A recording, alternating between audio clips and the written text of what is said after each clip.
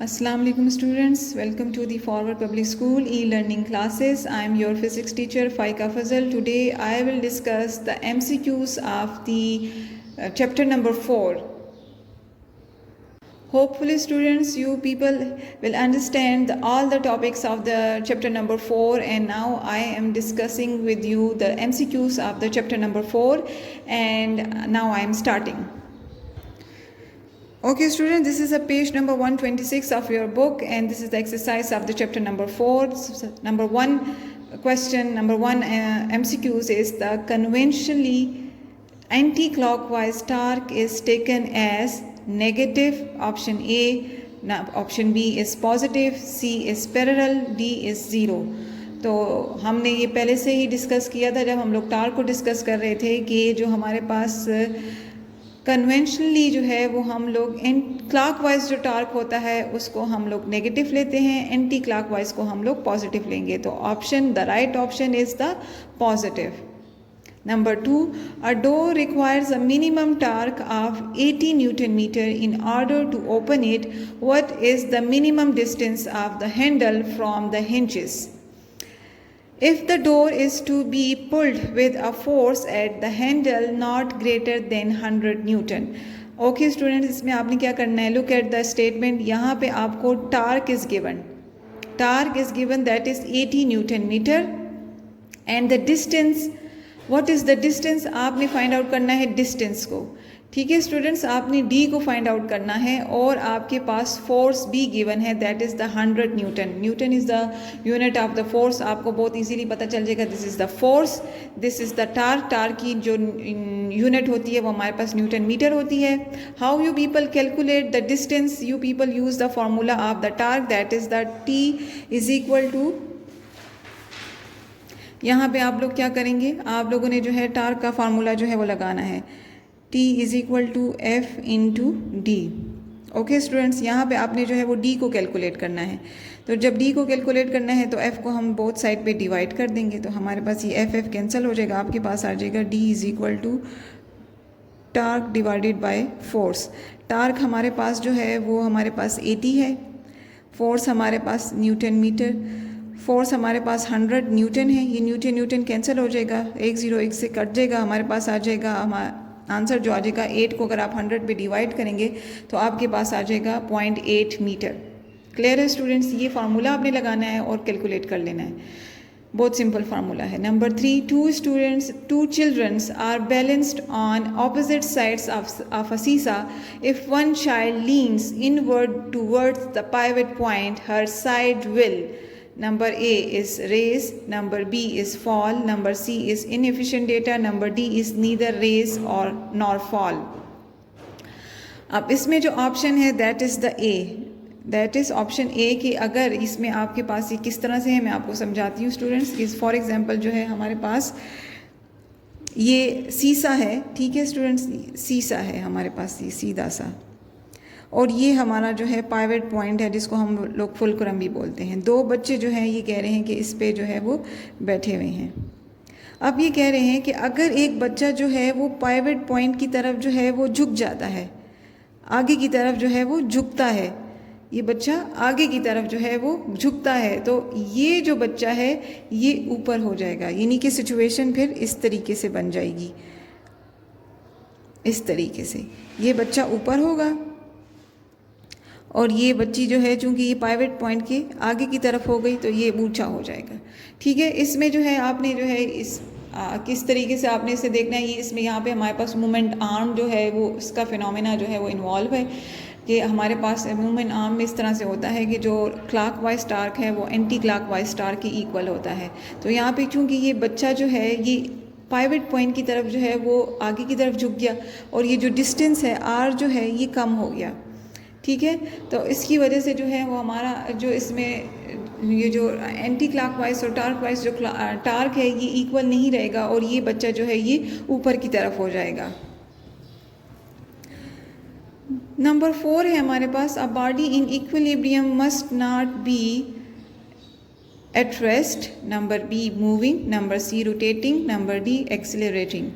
तो अगर कोई बॉडी इक्विलिब्रियम में है अगर कोई बॉडी इक्विलिब्रियम में है तो उसके लिए acceleration, a body is in equilibrium must not B, उसको एक्सेलरेटिंग उसमें एक्सेलरेशन नहीं होगी।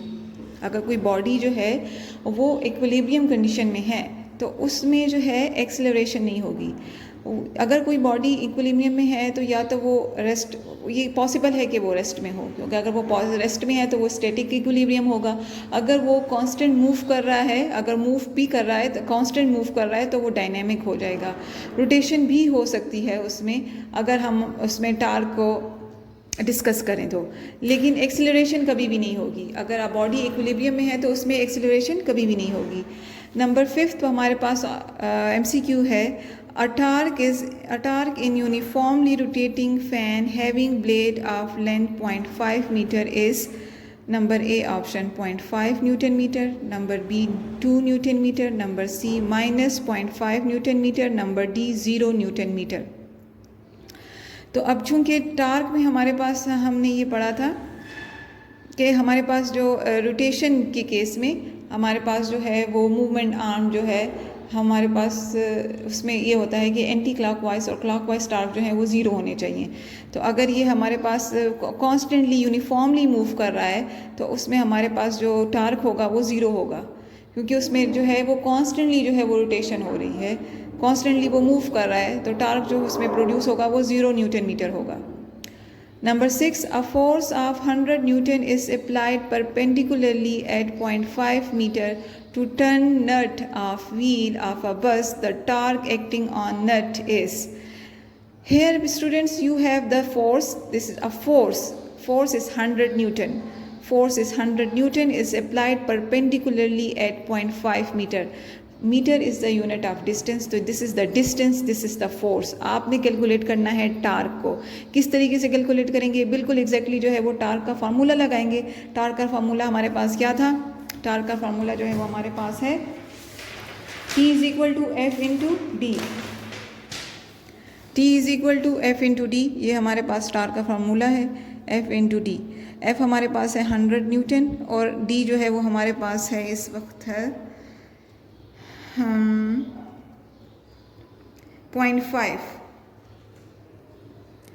0.5 मीटर। दोनों को मल्टीप्लाई करेंगे, you got 50 newton metre. Students, torque आपके पास आएगा 50 न्यूटन मीटर। ये आपने जो है फार्मूला लगाना है। क्लियर है स्टूडेंट्स? तो सिंपल टार्क का फार्मूला लगाना है और इसमें कोई मुश्किल नहीं, कोई कॉम्प्लिकेशन नहीं। Number 7, the shortest distance between two couple forces is movement arm, couple arm, radius, double movement. तो हमने जो है ये कपल को डिस्कस किया था। कपल में हमने, चूंकि ये कपल का डिस्टेंस है तो डेफिनेटली ये कपल आर्म होगा। मूवमेंट आर्म जो है वो टार्क में होता है स्टूडेंट्स, ठीक है ना, वो टार्क में है मूवमेंट आर्म। जो टार्क का जो डिस्टेंस होता है उसको हम मूवमेंट आर्म कहते हैं, और जो कपल का जो डिस्टेंस होगा उसको हम लोग कपल आर्म कहेंगे। तो option B is right. Number 8, a girl pushes to open a door perpendicularly with a force of 25 Newton and at 0.6 meter from the hinge, the torque is। अब यहाँ पे जो है अगेन आपके पास जो है force is given 25 newton, this is the force. ये आपके पास फोर्स है, ये आपके पास डिस्टेंस है। You people have to calculate the torque. आपने टार्क को कैलकुलेट करना है। कैसे कैलकुलेट करना है? बहुत सिंपल, वही formula T is equal to F into d. दोनों को मल्टीप्लाई कर दें, 25 को 0.6 से मल्टीप्लाई कर दें, you got the 15 newton metre. The option C is right. दोनों को क्या करना है? सिंपल मल्टीप्लाई करना है। 25 न्यूटन को 0.6 मीटर के साथ मल्टीप्लाई कर दें, you got the torque 15 newton metre. The angle at which x and y components of forces are equal is, that is the 45 degree. That is the 45 degree. 45 में अगर आप देखें स्टूडेंट्स तो आपके पास जो है वो एक्स कंपोनेंट और वाई कंपोनेंट की जो वैल्यू है, यानी कि साइन और कॉस की जो वैल्यू होती है वो इक्वल होती है। दोनों की जो है साइन भी 1 होता है और कॉस भी जो है वो 1 होता है। Number last is the CM, यानी कि centre of mass is different from centre of gravity CG when we have non uniform. Option A, shape of object, option B, mass of object, option C, gravitational force, option D, none of these. The option is A is right. Shape of the object. अगर हमने ये पढ़ा था कि अगर हमारे पास irregular shape है, ठीक है स्टूडेंट, नॉन सिमेट्रिक शेप है, तो उसका सेंटर ऑफ मास जो है वो डिफरेंट होगा, वो फिर सेंटर में नहीं होता, वो फिर कहीं और लाई कर रहा होगा, उस ऑब्जेक्ट की शेप पे डिपेंड करता है। तो ये डिपेंड करता है ऑब्जेक्ट की शेप पे। अगर इरेगुलर हमारे पास शेप है तो सेंटर ऑफ मास और सेंटर ऑफ ग्रेविटी जो है वो डिफरेंट होते हैं।